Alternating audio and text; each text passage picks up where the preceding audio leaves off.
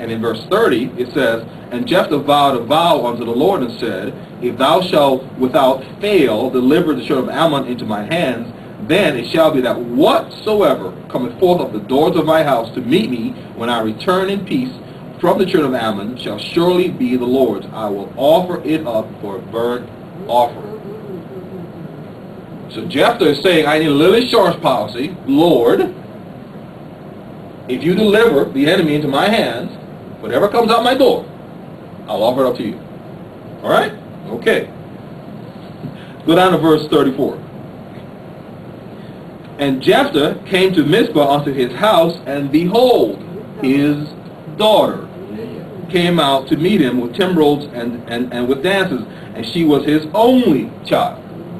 Besides her, he had neither son nor daughter. Verse 39.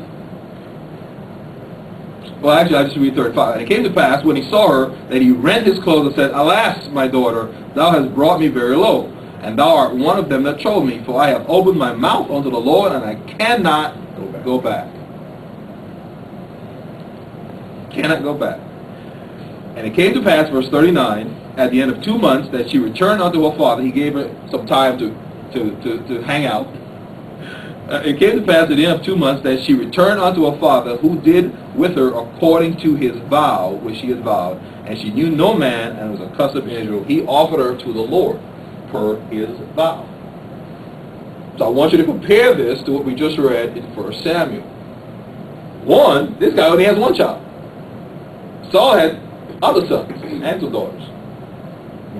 But this man fulfilled his vow.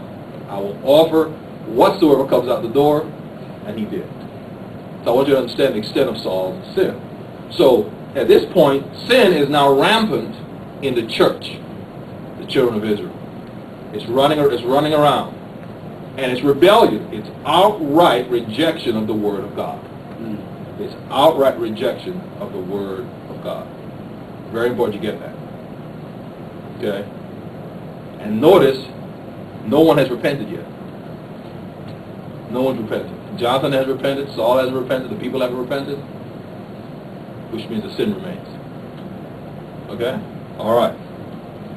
Now, we go to 1 Samuel 15.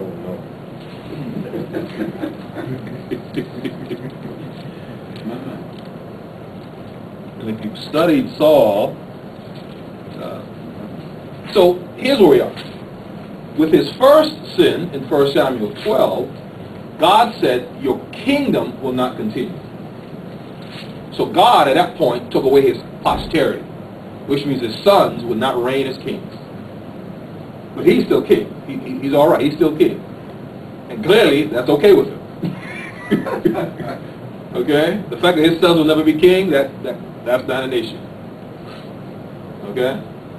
Now in 1 Samuel 15, in 1 Samuel 14, God doesn't talk to him. Now, you remember what we said, God gave him the gift of prophecy. But the only way you can prophesy is to hear God first so you can speak it. So God's no longer talking to him. Okay? And now, he's about to sin again. By the way, it's really interesting, just as an aside, when you study this, it doesn't tell you where we are in Saul's reign. In 1 Samuel 12, we know that first sin occurred about 2 years into his reign. But we don't know how much time has gone by between that and what's about to happen in 1 Samuel 15. Okay? But it's probably a number of years, because we know from Acts 13 that Saul was king for 40 years.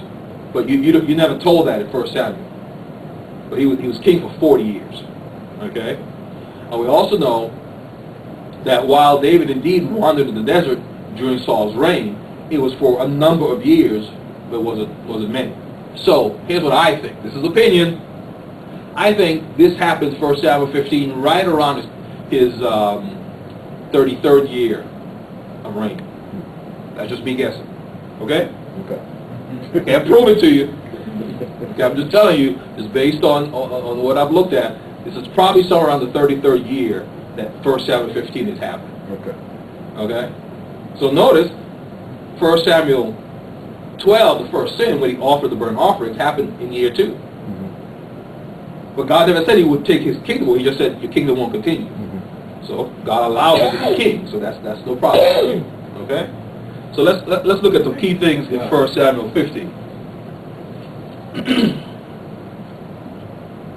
Verse 1. Samuel also said unto Saul, the Lord sent me to anoint you to be king over his people, over Israel. Now therefore hearken thou unto the voice of the words of the Lord. Thus saith the Lord of hosts, I remember that which